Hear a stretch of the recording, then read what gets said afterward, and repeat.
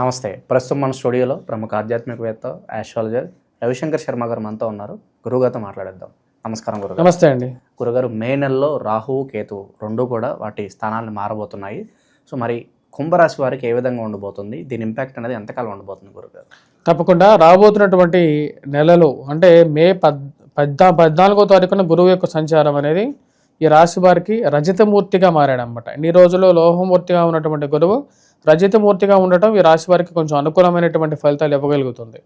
మరియు అదేవిధంగా జన్మరాశిలో ఉన్నటువంటి శని యొక్క సంచారం, శని ఎప్పుడైతే జన్మరాశిలో నుండి తన యొక్క మార్పు ధనస్థానంలోకి మారడం వల్ల కొంచెం మానసికమైనటువంటి వ్యధ ఏదైతే ఉందో ఆ వ్యధ తగ్గింది కొంచెం. ఈ రాశిలో వారికి వచ్చేటప్పటికి జన్మరాశిలోకి రాహు మారుతున్నాడు అనమాట. రేపు రాబోతున్నటువంటి మే 18వ తారీఖు నుండి 2026 డిసెంబర్ 5వ తారీఖు వరకు కూడా ఈ రాశి వారికి జన్మరాశిలోకి రాహుగ్రహ సంచారం ఉంటుంది. అదేవిధంగా సప్తమంలోకి అంటే సింహరాశిలోకి కేతుగ్రహ సంచారం జరుగుతున్నది. ఈ యొక్క మార్పు చేర్పులు ఈ రాశి వారికి కొంచెం మిశ్రమమైనటువంటి ఫలితాలు ఇస్తాయి. కాకపోతే గురువు యొక్క అనుకూలమైనటువంటి స్థితి కొంచెం బెటర్మెంట్ ఇవ్వగలుగుతుంది. అంటే ఏ విధంగా బెటర్మెంట్ ఇస్తుందంటే ముందుగా రాహు ఇచ్చేటువంటి ఫలితాన్ని చెప్తాను. జన్మరాశిలోకి రాహు మారుతున్నప్పుడు ఏంటంటే రాహుబాత్ శనిబాత్ అంటారన్నమాట. ఇది శాస్త్రం. రాహు ఎటువంటి ఫలితాలు ఇస్తాడు అంటే శని ఇచ్చేటువంటి ఫలితాలు ఇస్తాడని చెప్పి శాస్త్రం చెప్తుంది. అటువంటి ఫలితాలు ఇచ్చినప్పుడు దాని యొక్క ప్రభావం ఆరోగ్యం మీద ఎక్కువగా ఉంటుంది. అంటే గతంలో అనారోగ్య సమస్యలు ఎదుర్కొన్నటువంటి ఈ రాశిలో ఉండేటువంటి వారు వయోవృద్ధులు కానీ లేకంటే ఎవరికైతే కొంచెం ఇమ్యూనిటీ పవర్ తక్కువగా ఉండేటువంటి వారికి మీద ఇక ప్రభావం అనేది ఉంటుంది. ముఖ్యంగా ఆరోగ్యపరంగా జాగ్రత్తలు అనేవి తీసుకోవాలి. రాశిలో ఉండేటువంటి వారు న్యూరలాజికల్ ఇష్యూస్ కానీ ఏదో ఒక ఆరోగ్య సమస్యలు కానీ ప్రయాణ సంబంధితమైన వ్యవహారాల్లో కానీ శారీరక శ్రమ కానీ ఎక్కువగా ఉండడం అనేది స్టార్ట్ అవుతుంది. ఇది మే 18వ తారీఖు నుండి డిసెంబర్ 5వ తారీఖు వరకు ఇక రాహు ఎటువంటి ఫలితాన్ని ఇస్తాడు. రాహు ఎటువంటి ఫలితాలు ఇస్తాడు అంటే మానసిక చింతన కలిగిస్తూ ఉంటాడు. అంటే ఏ బాధ ఉండదు. జనరల్గా వచ్చేటప్పటికి గురువు కొంచెం అనుకూలంగా ఉన్నాడు కాబట్టి సంతాన ప్రాప్తిని ఇవ్వగలుగుతాడు. ఈ రాశిలో ఉండేటువంటి స్త్రీలకి పుత్ర సంతాన ప్రాప్తిని ఇవ్వడం అనేది ఒక మంచి ఫలితం. వాటితో పాటు ఈ రాశిలో ఉండేటువంటి వారికి ముఖ్యంగా ఉద్యోగపరంగా అనుకూలత. గతంలో ఉద్యోగపరంగా కొద్ది కష్టాలు పడ్డారు. ఎందుకంటే శని యొక్క దృష్టి రాజ్యస్థానం మీద ఉండటం, అదేవిధంగా ధైర్యం కోల్పోవటం, అలాంటి పరిస్థితులు వైవాహిక జీవితంలోనూ కొన్ని చికాకులు కలగటం జరిగింది. కానీ ఇక మీదట ఈ రాశిలో ఉండేటువంటి వారికి ఉద్యోగపరంగా అనుకూలంగా ఉంటుంది, బెటర్మెంట్ ఉంటుంది. ప్రమోషన్స్ విషయంలోనూ కొంచెం ఇంక్రిమెంట్లో కొంచెం అనుకూలమైనటువంటి ఫలితాలు పొందడం అనేది ఒక మానసికమైనటువంటి ఆనందాన్ని ఇవ్వగలుగుతుంది. కానీ ఈ రాశిలో ఉండేటువంటి వారికి గుర్తుపెట్టుకోవాల్సింది ఏంటంటే శని జన్మరాశిలో 1.5 సంవత్సరం పాటు ఉన్నప్పుడు ఆరోగ్య సమస్యల విషయంలో జాగ్రత్తగా ఉండాలి. ఆరోగ్యాన్ని జాగ్రత్తగా చూసుకోవటం, మరి వైవాహిక జీవితంలోనూ కోపతాపాలకి సమయం కాదు, అనవసరమైనటువంటి కోపతాపాలు పెట్టుకోవటం, మరియు అదేవిధంగా అనవసరమైనటువంటి తగాదాలకి పోయి ఉన్నటువంటి సుఖ సంసారాన్ని నాశనం చేసుకోకుండా ఉండడం అనేది ముఖ్యమైనటువంటి సూచన. ఉద్యోగపరంగా వ్యాపారపరంగా అనుకూలంగా ఉంటుంది. వ్యాపార విషయంలో ఈ రాశిలో ఉండేటువంటి వారికి ఏలినాటి శని ప్రభావం ఇంకా ఉంది కాబట్టి ఎందుకంటే చివరి స్థానంలో ఉన్నటువంటి గురు యొక్క శని దాని యొక్క ప్రభావం ఇంకా చూపిస్తుంది కాబట్టి ముఖ్యంగా ఆయిల్ ట్రేడింగ్ విషయంలో మరియు అదేవిధంగా స్టీల్ విషయంలో కొంచెం జాగ్రత్తగా ఉండాలి. స్టీల్ హ్యాండిల్ చేసేటప్పుడు కూడా అనుకూలంగా ఉండదు. మరియు నూతన గృహ కొనుగోలు, వాహన కొనుగోలు సంబంధితమైన విషయాల్లో అనుకూలత ఉంటుంది. ఈ యొక్క సంవత్సరం సెకండ్ హ్యాండ్ గృహం కొనుక్కోవాలి, సెకండ్ హ్యాండ్ వాహనం కొనుక్కోవాలి అనేటువంటి ఆలోచన అనేది ఎక్కువగా ఉంటుంది. మానసిక చింత అనేది జనరల్గా ఎవరైతే కొన్ని విలువైనటువంటి డాక్యుమెంట్స్ పెట్టి మర్చిపోవటం కానీ ఎక్కడ పెట్టారో అన్నటువంటి ఆలోచన, దాని గురించి వెతుకులాడు చేయటం అనేది కొంచెం ఎక్కువగా ఉంటుంది. ఖర్చు విషయం కూడా ఈ యొక్క సంవత్సరం కొంచెం జాగ్రత్తగా ఉండాలి. ఈ రాశిలో ఉండేటువంటి వారికి ముఖ్యంగా వ్యాపారంలో మనం గమనించినట్లయితే ఈ రాశిలో ఉండేటువంటి వారు బంగార వ్యాపారం అనుకూలంగా ఉంటుంది.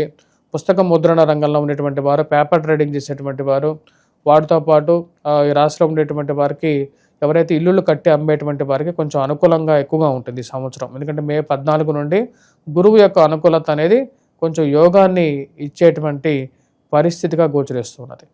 సో దుర్వ్యయం, గతంలో జరిగినటువంటి అధికమైనటువంటి ఖర్చు ఏదైతే ఉందో దానికి కొంచెం నియంత్రణ అనేది ఉంటుంది. అందుకని ఈ రాశిలో ఉండేటువంటి వారికి ఉగాదిలో ఆదాయము వ్యయం 2 సమానంగా ఉన్నాయి. కుంభరాశి వారికి ఆదాయం వ్యయం సరి సమానంగా ఉండడానికి గల కారణం 2 కారణాలు. రాహు శని యొక్క స్థితి మరియు అదేవిధంగా కేతువు యొక్క స్థితి. రాహు జన్మరాశిలో, సప్తమంలో కేతువు, ధనస్థానాల్లో వచ్చేటప్పటికి శని. ఈ 3 గ్రహాలు అనుకూలంగా లేవు, అంత అనుకూలత లేవు. కానీ గురువు కొంచెం ప్రొటెక్టివ్ ప్లానెట్ అన్నమాట. ముఖ్యంగా గురువు కొన్ని ప్రొటెక్షన్స్ ఇవ్వగలుగుతాడు, ఉద్యోగపరంగా వ్యాపార పరంగాను అనుకూలతని కొద్ది షీల్డింగ్ ఫ్యాక్టర్గా ఇవ్వగలుగుతాడు అన్నమాట. ఈ రాశిలో ఉండేటువంటి వారు ముఖ్యంగా పిల్లల యొక్క ఎదుగుదల కొంచెం అవకాశాన్ని ఇవ్వగలుగుతుంది, ఒక హోప్ ఇవ్వగలుగుతుంది, వారి జీవితంలో సెటిల్ అవుతారు అనేటువంటి ఆలోచన ఇవ్వగలుగుతుంది, మరియు కొన్నిసార్లు కొంచెం ఆనందాన్ని ఇవ్వగలుగుతుంది. ఈ రాశిలో ఉండేటువంటి వారికి మెయిన్గా ఏంటంటే అక్టోబర్ 18 నుండి డిసెంబర్ 15వ తారీఖు వరకు కూడా, నవంబర్ 11వ తారీఖు నుంచి కూడా యాక్చువల్గా వచ్చేటప్పటికి చాలా అనుకూలంగా ఉంటుంది. ఈ యొక్క 3 months పీరియడ్ అక్టోబర్ నుంచి డిసెంబర్ 15వ తారీఖు వరకు కూడా. ఎందుకంటే రాహు ఇక మనం గమనించినట్లయితే గురువు యొక్క సంచారం అనేది పంచమ నుంచి షష్టమంలోకి మారుతున్నాడు. అంటే రజతమూర్తిగా ఉన్నటువంటి గురువు సువర్ణమూర్తిగా మారబోతున్నాడు. సువర్ణమూర్తిగా మారినటువంటి గురువు నవంబర్ 11వ తారీఖున వక్రంలోకి మారబోతున్నాడు. వక్రగతిన మారినటువంటి గురువు యోగ్యతను ఇవ్వగలుగుతున్నాడు. తద్వారా వచ్చేటప్పటికి బెనిఫిట్స్ పొందగలుగుతారు, వృత్తిపరంగా వ్యాపారపరంగా అనుకూలతని, మరియు అదేవిధంగా ఫైనాన్షియల్ గెయిన్ని పొందగలుగుతారు, మంచి అవకాశాలు వస్తాయి ఉద్యోగపరంగా. ఈ పీరియడ్ మంచి అనుకూలంగా ఉంటుందన్నమాట. ఈ 3 months మటుకు ఈ రాశిలో ఉండేటువంటి వారికి కొన్ని కష్టాలు, మనిషి జీవితంలో కష్ట సుఖాలు అనేవి సరి సమానంగా ఉంటాయి. కానీ అంటే ఒక రాశికి ఒక సంవత్సరం బాగున్నట్లయితే ఇంకో రాశికి ఇంకో సంవత్సరం బాగుంటుంది. అంతేగాని ప్రతి మనిషికి కంటిన్యూస్గా సుఖాన్ని అనుభవించాలని చెప్పి ప్రతి మనిషికి ఉంటుంది. కాకపోతే గ్రహస్థితులు అనేవి ప్రతి మనిషికి సరి సమానమైనటువంటి యోగ్యాన్ని ఇస్తూ ఉంటాయి. అందుకనే అందరూ ఏమిటంటారో నా సమయం వచ్చేదాకా నేను వెయిట్ చేస్తాను అంటూ ఉంటారు. ఎందుకంటారంటే దీనికోసమే అన్నమాట. అంటే టైం అనేది కాలపురుషుడి నిర్ణయం. కాలపురుషుడు సమయానుకూలంగా ఎవరికి ఏ సమయంలో ఏమి ఇవ్వాలో దాని ప్రకారంగా ఇస్తూ ఉంటాడు. వచ్చినటువంటి అవకాశాలని అందిపుచ్చుకోగలుగుతారు. రాజకీయ అనుకూలత గురించి ముందుగా మీకు ఉండేటువంటి మంచి పేరుని బ్యాడ్ ప్రాపకాండ చేసేటువంటి వారు కూడా కార్యాలయాల్లో ఎక్కువ అవుతారు. ఈ రాశి వారికి ఆ విషయంలో జాగ్రత్తగా ఉండాలి. కార్యాలయాల్లో ఒక గ్రూప్ అదే పనిగా పెట్టుకొని మీరు మంచి చేసినటువంటి పనులను కూడా బ్యాడ్గా చూపించి చిత్రీకరించేటువంటి వారు ఎక్కువ అవుతారు. ఈ రోజుల్లో వారి గొప్పతనం చూపించుకోవడం కోసం ముఖ్యంగా ఎదుటి వారిని బ్యాడ్ చేసేటువంటి వారు ఎక్కువ అవుతున్నారు. ఈ సొసైటీలో అలా అవుతున్నారు.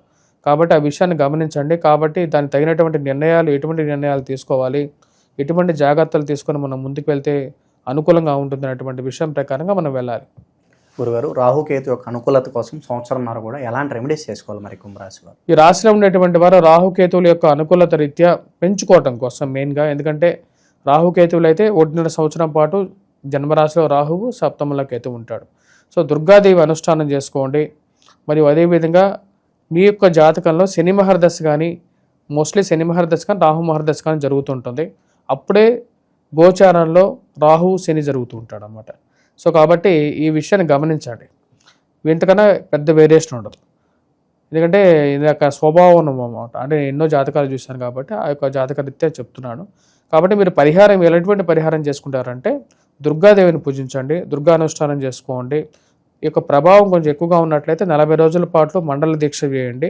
లేకపోతే అమ్మవారు కనకదుర్గ అమ్మవారిని మాల వేసుకున్నా సరే అనుకూలంగా ఉంటుంది.